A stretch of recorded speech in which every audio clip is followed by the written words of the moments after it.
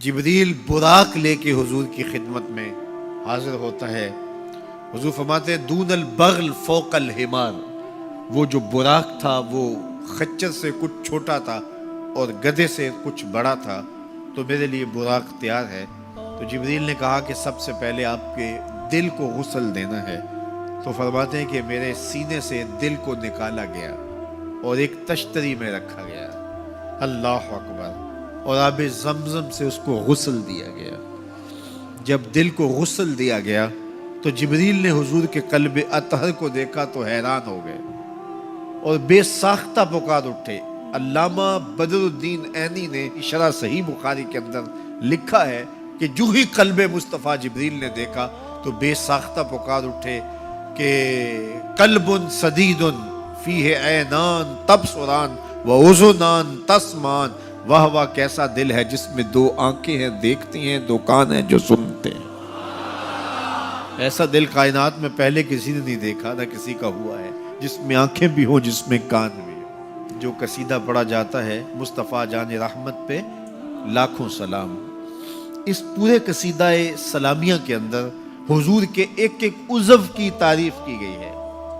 کبھی ہونٹوں کا ذکر کرتے ہیں، پتلی پتلی گلے قدس کی پتیاں، ان لبوں کی نزاکت پہ لاکھوں سلام۔ کبھی ہاتھوں کا ذکر کرتے ہیں، ہاتھ جس سمت اٹھ گئے غنی کر دیا، بحر موج سماحت پہ لاکھوں سلام۔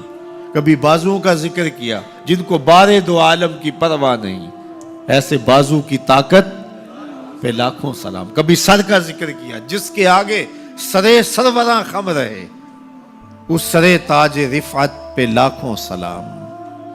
کبھی حضور کی مبارک بینی کا ذکر کیا، کبھی آنکھوں کا تذکرہ کیا، کبھی حضور علیہ الصلوۃ والسلام کی مبارک زلفوں کا ذکر کیا، ایک ایک عضو کا ذکر کیا۔ چلتے چلتے جب دل پہ آئے تو اعلی حضرت کا قلم نہیں رک جاتا اور سوچتے ہیں کیا لکھوں، اور اعلی حضرت بولے دل سمجھ سے ورا، دل سمجھ سے ورا، مگر یوں کہوں غنچائے راز وحدت پہ لاکھوں سلام۔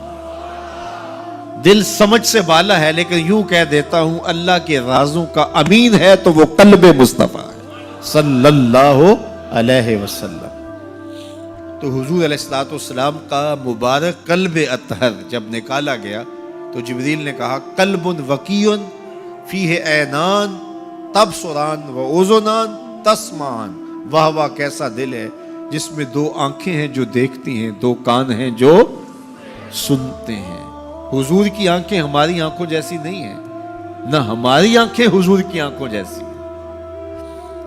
ہماری آنکھوں کے اندر تو میل کچیل آتا ہے، حضور کی آنکھوں میں مازاق کے کجلے لگے تھے۔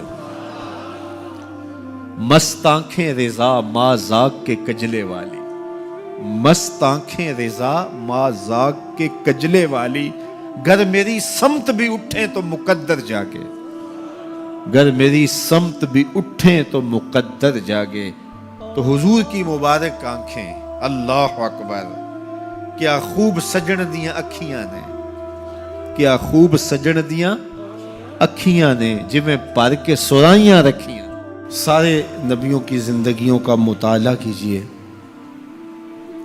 ان کو سخت سے سخت، کٹھن سے کٹھن حالات کا مقابلہ کرنا پڑا اور حالات کی سختیاں انہوں نے گوارا کی، لیکن اٹھنے والے قدم پیچھے نہیں ہٹے، وہ آگے ہی بڑھتے چلے گئے اور عظیمتوں کے سفر طے کرتے گئے۔ سب سے زیادہ مشکل اور کٹھن حالات میرے اور آپ کے آقا و مولا حضور نبی رحمت صلی اللہ علیہ وآلہ وسلم کو ملے اور حالات کا جبر حضور کو سہنا پڑا، تلخیاں گوارا کرنی پڑی۔ پیدا ہوئے تو باپ کا سایہ سر پہ نہیں تھا، 6 سال کی عمر تھی کہ ماں انتقال کر گئی۔ حضور نے اعلان نبوت کیا تو اپنے ہی مخالف ہو گئے۔ سب سے پہلا شخص جو کھڑا ہوا اور جس نے بدتمیزی کی وہ رشتے میں سکا چچا لگتا تھا۔ اس کی بیوی سارا دن جا کے جنگل میں کانٹے جمع کرتی تھی، ام جمیل، اور جن راہوں سے حضور نے گزرنا ہوتا ان راہوں میں بکھیر دیتی۔ کہ پاؤں زخمی ہوں گے اور منزل پہ پہنچ نہیں سکیں گے، لیکن میرے حضور گھر سے نکلتے ہیں، ان کانٹوں سے بچ کے گزرتے ہیں اور ان گڑھوں سے بچ کے گزرتے ہیں اور پھر بھی ان تک پہنچ جاتے ہیں۔ کھود لیے گڑھے، بچھا لیے کانٹے، آ گیا ہوں تمہارے پاس پیغام آ کے۔ عقبہ بن ابی معیط حضور کے گلے میں کپڑا ڈال کے تو دیتا ہے، حضور کے گھر کے سامنے کوڑا پھینک جاتے ہیں، اجنیاں حضور علیہ السلام کے بدن میں حالت سجدہ میں ڈال دی جاتی ہیں۔ اور یہ وہی ایام ہیں کہ حضور کا شفیق چچا کفار کی ریشہ دوانیاں بڑھتی ہیں تو بولتے ہیں کل ما اجبتا، میرے بھتیجے جو تمہارے من میں آتا ہے کہو، میں جو ہوں تمہاری پشت پہ کھڑا ہوں میں۔ ان کا بھی انتقال ہو جاتا ہے، جناب ابو طالب بھی انتقال کر جاتے ہیں۔ ایک ایسی ہستی جو حضور پہ جان نچھاور کرتی ہیں اور کوئی بھی تکلیف ہوتی ہے تو حضور ان سے بات کرتے ہیں تو دل کا بوجھ ہلکا ہوتا ہے، وہ ہے زوجہ رسول سیدہ خدیجۃ الکبریٰ رضی اللہ تعالی عنہا۔ نزول وحی کے بعد جب حضور کی طبیعت پر ایک گرانی آتی ہے تو وہ خدیجۃ الکبریٰ ہی تھی جو کہتی ہیں کہ کلا واللہ ما یخزیک اللہ ابدا، حضور آپ پریشان نہیں ہو، آپ کا رب آپ کو کبھی بھی تنہا نہیں چھوڑے گا اور آپ کو پریشان نہیں ہونے دے گا، اس لیے کہ آپ دکھیوں کے کام آتے ہیں، ضرورت مندوں کی ضرورتیں پوری کرتے ہیں، اور جن کا کوئی کمانے والا نہیں آپ اس کی مدد کے لیے کھڑے ہوتے ہیں، یتیموں کا سہارا ہیں اور بیواؤں کا آسرا ہیں، آپ کا رب آپ کو کبھی بھی پریشان نہیں ہونے دے گا۔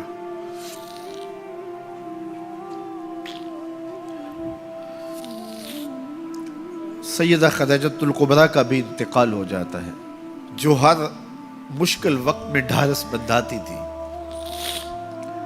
پشت پہ سایہ بن کے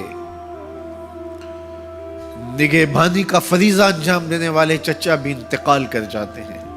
عقبہ بن ابی معیط کی بدتمیزیاں بڑھ جاتی ہیں، راہوں میں کانٹے بچھتے چلے جاتے ہیں، گڑھے کھودے چلے جاتے ہیں، ادھر حضور کے غلاموں کو پکڑ کے چوراہوں میں لٹا کر کے کوڑے مارے جاتے ہیں، چکیاں پسوائی جاتی ہیں، حضور گزرتے ہیں تو عمار ابن یاسر کے خاندان کے ساتھ تکلیفوں کے پہاڑ ٹوٹے ہوئے ہیں۔ حضرت سمیہ رضی اللہ تعالی عنہا جو حضرت عمار ابن یاسر کی والدہ ہیں، ان کو مکے کے ایک چوک کے اندر ابو جہل نیزہ مار کے شہید کرتا ہے، حضرت یاسر شہید کر دیے گئے، بلال حبشی چکی پیستے ہیں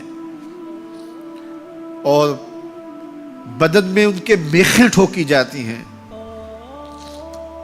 عجیب عالم ہے، اپنے بھی مخالف سکا چچا راستہ روک کے کھڑے ہو جاتا ہے، اوجریاں پھینکی جاتی ہیں، کانٹے بکھیرے جاتے ہیں۔ طائف گئے تو ان کا رویہ اتنا شرمناک اور اتنا دردناک تھا کہ اس کی تلخیاں بھولتی نہیں ہیں۔ اللہ کے محبوب ایک دن حرم میں آئے اور وہیں ام ہانی کے گھر جو حرم کے بالکل قریب تھا رک گئے۔ فرماتے آنا بین النوم والیقظہ، میں نہ تو ابھی سویا تھا نہ ابھی جاگ رہا تھا، میری درمیانی کیفیت تھی۔ تو فرماتے ہیں کہ میں اپنی چچا زاد بہن ام ہانی کے گھر میں تھا کہ جبریل براق لے کے آ گئے اور آ کے سندیسہ دیتے ہیں ان اللہ اشتاق الی لقائک یا رسول اللہ، محبوب زمانے کے دکھوں نے آپ کو گھیر لیا ہے اور تکلیفیں حد سے تجاوز کر گئی ہیں۔ رب کہتا ذرا آؤ نا میں رخ سے نقاب اٹھاؤں اور آپ کو جلوہ کرا کے سارے غم غلط کر دوں اور سارے دکھ دور کر دوں۔ تکلیفیں حد سے بڑھیں، اذیتیں زیادہ ہوئیں تو مالک نے کہا محبوب وہ منظر بھی دیکھے کہ طائف کے بازاروں میں لوگ پتھر لیے کھڑے تھے، اب وہ منظر بھی دیکھو، رضوان جنت کے پھول لیے کھڑے ہوں گے، فرشتے قطاروں میں منتظر ہوں گے، وہ پتھر لیے کھڑے ہوں گے، یہ پھولوں کی کلیاں لیے جنت کی حوریں کھڑی ہوں گی، تو حضور کے استقبال کی تیاریاں ہیں. جبریل براق لے کے حضور کی خدمت میں حاضر ہوتا ہے.